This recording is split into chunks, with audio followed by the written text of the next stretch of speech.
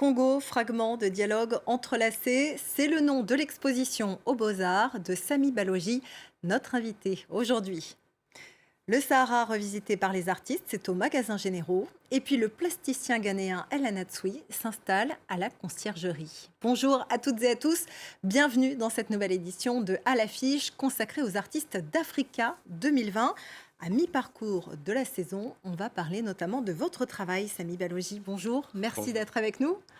Vous êtes en ce moment aux Beaux-Arts, on vous connaît surtout photographe, mais là, vous y êtes aussi peintre et d'une certaine manière sculpteur. Et vous vous inspirez notamment du passé de votre pays, la République démocratique du Congo, où vous présentez notamment ces tissus traditionnels, les tissus Congo qui s'écrivent avec un K, comme à l'époque où c'était un empire. Vous vous êtes d'ailleurs inspiré très largement des motifs ancestraux qu'on retrouve dans ces tissus. Vous les avez agrandis, vous les avez mis en couleur, vous les avez encadrés. Pourquoi?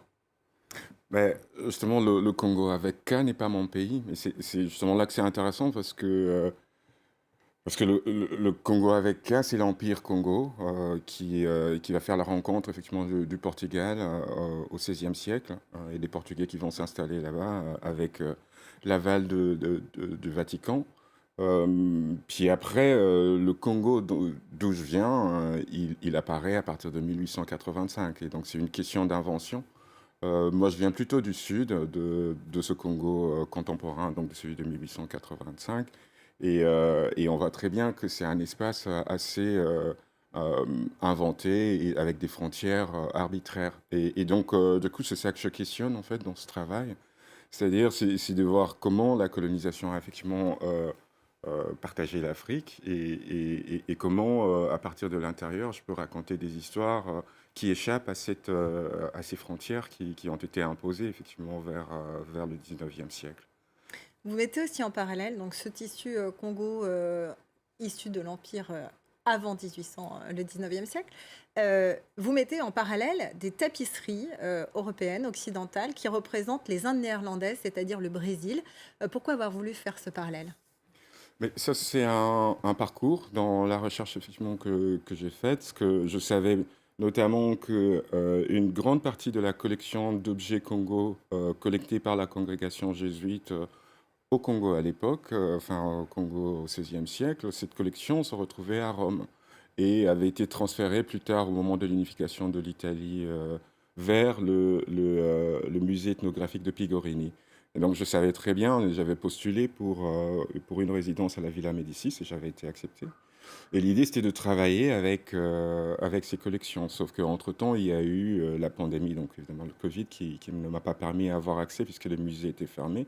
Mais entre-temps, à la Villa Médicis même se trouvaient les tentures des Indes.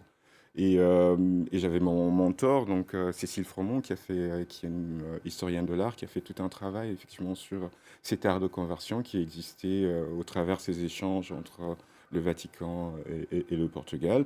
Et de là, j'ai pris connaissance en fait que parmi, enfin, les personnages qui sont représentés dans ces tentures des Indes, qui sont en fait aussi des cadeaux diplomatiques que la France va mettre en place à partir des manufactures de Gobelins, enfin, que ces tentures vont devenir des objets diplomatiques que la France va envoyer vers d'autres pays en fait partenaires, mais que ces personnages en fait sur ces tentures, certains étaient en fait des ambassadeurs Congo qu'avait représenté en fait un peintre hollandais qui était dans les colonies hollandaises au Brésil.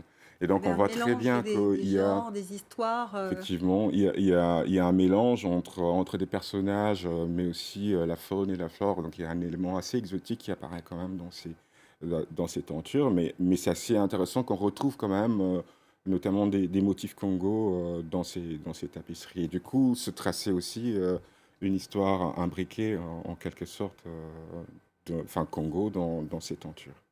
Il y a aussi quelque chose que l'exposition souligne, c'est en fait la différence de traitement qu'il y a entre les objets qui sont des objets artistiques européens, occidentaux, disons, et ceux issus, on va dire, des anciennes colonies en règle générale, mais ça peut être aussi bien l'Afrique, l'Asie ou l'Amérique, mais là, en l'occurrence, on parle de l'Afrique.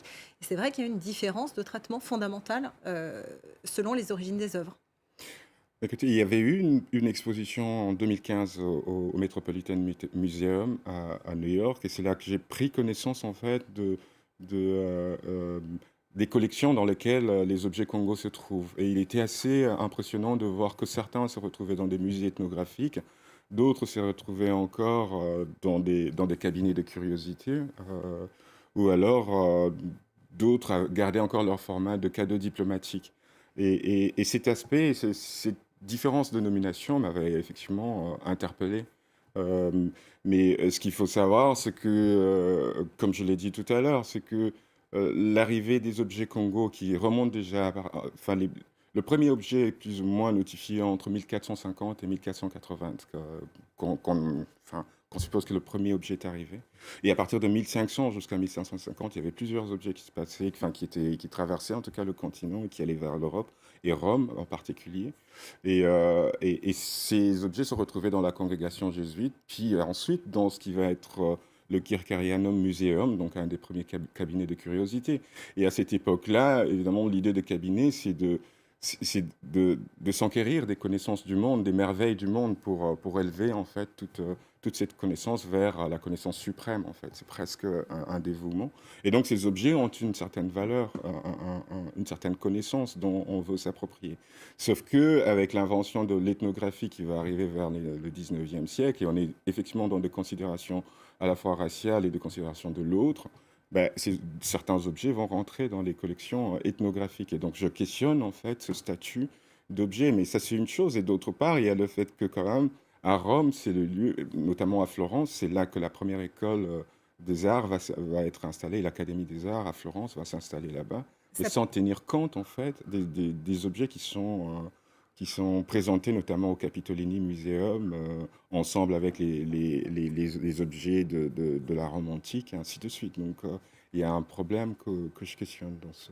Et ça pose aussi la question de la restitution des œuvres qui ont été prises à l'Afrique, emportées dans les colonies, les puissances coloniales, pardon, en Europe. Vous avez quelle position sur cette question? Ben, évidemment, je pense que la question de la restitution va de pair avec la question de la réparation. Donc, je pense qu'à partir du moment que c'est des rapports qui doivent être traités de manière équitable, je pense que si des œuvres ont été prises dans des conditions qui sont douteuses, qui sont des moments de violence, en fait, je pense qu'effectivement, il faudrait que ce soit retourné. On va essayer de passer quand même à une partie quand même plus gaie de l'histoire avec l'art aujourd'hui, toujours dans le cadre de la saison Africa 2020 avec Hôtel Sahara. C'est une exposition qui restitue les travaux et expériences de 10 jeunes artistes dont les pays sont traversés justement par ce désert. C'est un reportage de Samia Meten. C'est l'un des plus grands déserts de sable du monde. Le Sahara marocain, un immense territoire qui regorge de clichés. 10 artistes en résidence ont essayé de les déjouer. Alors avec le projet Hôtel Sahara, on avait surtout la volonté d'interroger les fantasmes autour du désert, notamment le fait que ce soit un espace vide, complètement vide, pour s'ancrer véritablement dans la réalité de cette vaste région, qui est celle du fait que des gens y habitent, que des gens y vivent, y travaillent, que le désert a une culture, qu'il a un art, et c'est ça qui nous paraît important. Vidéastes, danseurs ou encore musiciens, ensemble, ils ont récolté sur place des images et des sons pour concevoir leurs œuvres sur le Sahara. Et ce sera sûrement spatialisé dans l'exposition. Cette voix qui parle de où est-ce qu'on est, ce qu'on voit, ce genre de choses. Enfin voilà, c'est assez... c'est un peu une rencontre entre différents travaux, quoi. Ces artistes sont tous originaires d'un pays traversé par le Sahara, mais pour la plupart, ils n'en avaient jamais fait l'expérience. C'est le cas de Famakan Magassa, jeune peintre malien de 23 ans. Je trouve que c'est un endroit magnifique. Pour le moment, je n'ai pas une idée très fixe sur ça. Quand je vais me retrouver devant la toile, les peintures, et c'est en ce moment que je saurai comment traiter le désert. Un an plus tard, nous retrouvons Fama Khan à Pantin. C'est ici, en banlieue parisienne, qu'il réalise 3 œuvres inspirées de ses souvenirs. Moi, je me suis intéressé au thème de la danse, la takamba. Parce que c'est une danse aussi qu'on en retrouve juste au nord du Mali. Et sur le sujet du Sahara, je me suis dit, tiens, la danse, ça serait bien parce que j'ai regardé mes personnages, c'est des personnages qui sont tout le temps en mouvement. Cette exposition, imaginée aux portes du désert, est à découvrir au magasin Généraux jusqu'au 21 octobre. Vous, Samy Balogi, votre exposition Congo, fragments de dialogue entrelacés, et jusqu'au 18 juillet aux Beaux-Arts à Paris. Ensuite, vous continuez votre chemin? Oui, vers la Galerie des Ophites à Florence l'année prochaine. On vous suivra là-bas. Merci beaucoup, Samy Balogi, d'être venu nous parler de votre travail. Merci à vous de nous avoir suivis. On arrive déjà à la fin de cette émission, mais on va se quitter avec une dernière sortie, Africa 2020. Le plasticien ghanéen El Anatsui est à la Conciergerie à Paris avec une installation intitulée « En quête de liberté ». Il y présente notamment des sculptures qui sont traitées comme des tapisseries monumentales créées à partir de matériaux de récupération comme des capsules de bouteilles. C'est à voir jusqu'au 14 novembre 2021. À très bientôt sur France 24.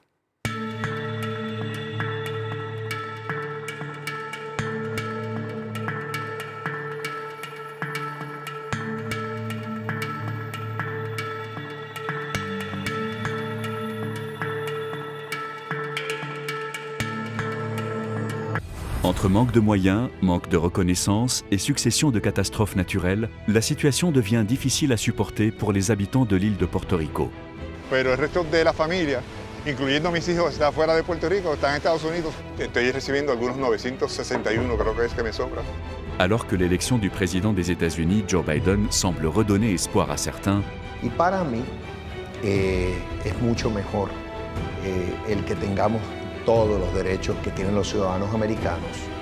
d'autres sont eux toujours sceptiques quant à l'avenir de l'île. O debemos independizarnos.